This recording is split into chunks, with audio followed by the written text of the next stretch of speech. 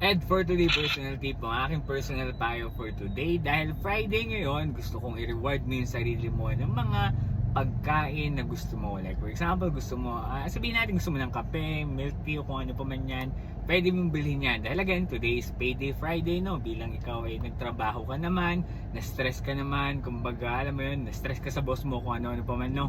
O nahihirapan ka naman, deserve mo naman na kahit papano, yung sahod mo ngayong araw, ibawasan mo ng konti para i-treat yung sarili mo. Yung gusto mong kainin, gusto mong matikman and something, no? Subukan mo naman. Kumbaga kurutan mo naman ng konti yan para naman kasi yan sa sarili mo, dahil ikaw pa din naman kasi nagpakahirap para alam mo na yung kitain yung perang yan. Dahil again, after nyan, sigurado ako meron ka ng mga kailangang bayaran, like for example, bills, utang, savings, no? Yung mga bagay na yun, hindi yan pwede nating isang tabi, no? Pero again, dahil payday Friday naman ngayon, na tipong alam mo naman, ikaw ang nagpakahirap para kumita ng pera, dapat bawasan mo yan ng konti lang naman para naman kahit pa paano matreat mo yung sarili mo.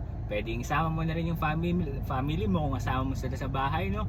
Bumili ka ng ulam na masarap, ng makakain na masarap, pizza, ice cream, or kung ano pa man na tipong pagsasaluhan nyo kasama ng pamilya mo, okay? So yun lang ang aking ad for today ngayong araw. Kung nagustuhan mo tong payo na to at sa tingin mo may point yung sinabi ko, huwag mong kalimutan mag-like and follow sa aking FB page. Pwede mo rin pala akong supportahan sa TikTok, ganun na rin sa aking YouTube.